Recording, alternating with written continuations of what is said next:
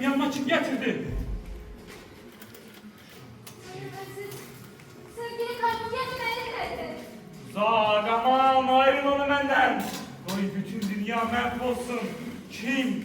Anasız canavar beni bu hallara saldı. Kim beni yeniden buraya getirdi? Sözüm. Ne söyleyeyim anne? Sen zatilsen, şeytansan, meleksen, her nesin? Ben ismini alkışlar. Yalan değilsen yalan. Sana bu sözlerle gidip bir başkasının avuçuna atlayacaksan. Şimdi ne diyorsun? Ne söyleyeyim ne? Ha? Ne söyleyeyim?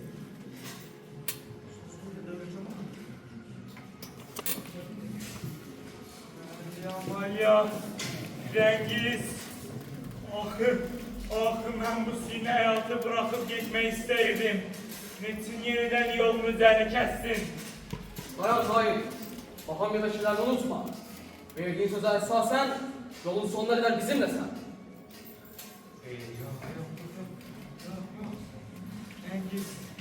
Ahı Metin.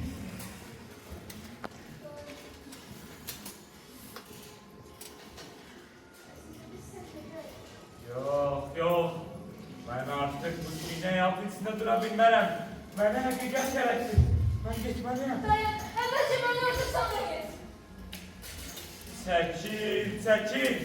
Ben azarzularını idare etmeyi bacarmayan, özünde üvvet tapmayan zavallı gülünç bir mehluka atmak istemiyorum. Yanılırsan, sen bu intikam ateşlerinden çok aşağısın. Şeytan şagirtler eşit melek ömeydi.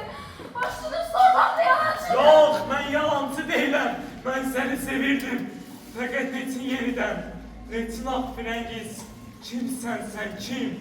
Ben seni seviyorum. Bırak bu boş komedyaları. Dediğim Cengiz artık yoktur. At benim könlümü ki ancak bir tek zor taklabilen. Başka güzel yanar.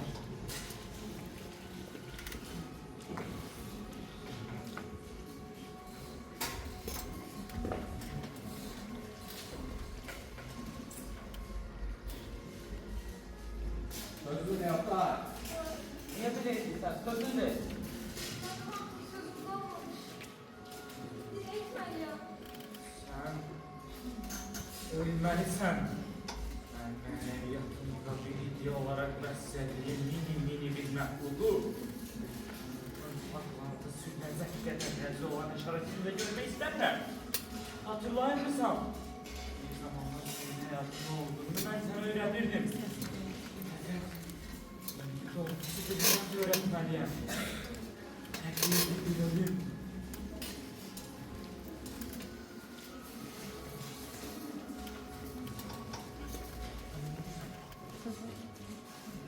Tahir.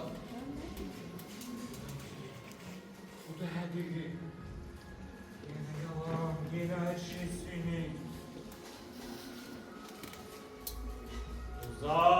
Uzak bu sinilikten. Parlak bir hakikate bak beni! Kızım. Sen dinledin doğrudan öldürdün. Ama bir doktor da buradan öldürdü. Yok, o ölmedi. O yaşıyor. O benim yolumdadır. O yaşıyor. Ey büyük senetkar! Her şey yalan, her şey seni. Ben buraya gelirken bir balık gördüm.